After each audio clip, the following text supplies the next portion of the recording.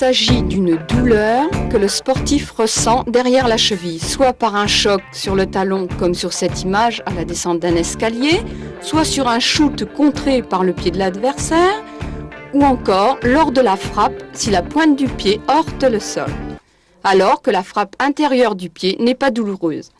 Le siège de la douleur est situé en arrière de la malléole externe ou de la malléole interne.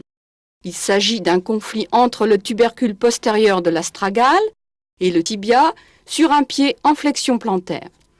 Le plus souvent, une lésion ligamentaire autorise le glissement antérieur de l'astragale.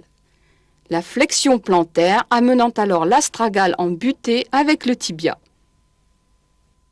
Cette douleur n'existe pas lorsqu'on percute le calcanéum sur un pied en flexion dorsale, alors qu'elle apparaît, douleur très aiguë, lorsqu'on percute le pied en flexion plantaire. Nous proposons ici la réalisation d'une contention limitant la flexion plantaire et le tiroir astragalien antérieur. Il s'agit tout d'abord de poser plusieurs bandes en avant de l'articulation. Celles-ci ont pour but de diminuer la flexion plantaire douloureuse. Elles sont posées en flexion à 90 degrés et nous utilisons des bandes collantes non élastiques.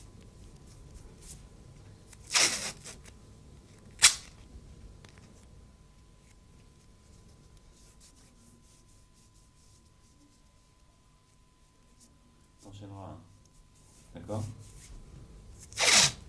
Le pied toujours maintenu à 90 degrés, une autre bande passe sous le pied et croise en avant l'articulation. Cette bande aura pour but de limiter la flexion plantaire.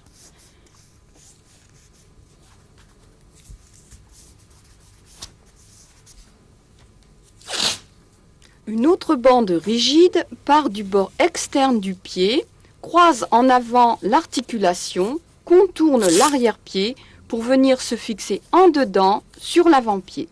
Cette bande doit limiter le tiroir antérieur de l'astragale. Bien sûr, nous pouvons doubler toutes ces bandes pour obtenir un meilleur maintien. Nous terminons en fermant la contention avec une bande collante élastique en recouvrant la quasi-totalité de la cheville.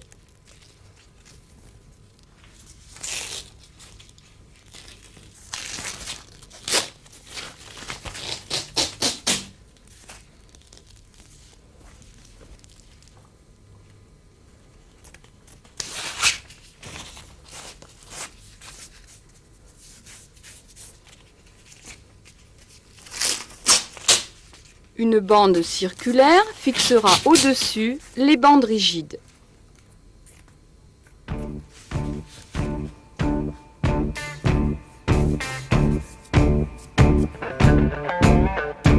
Il ne nous reste plus qu'à vérifier la limitation du mouvement due à cette contention.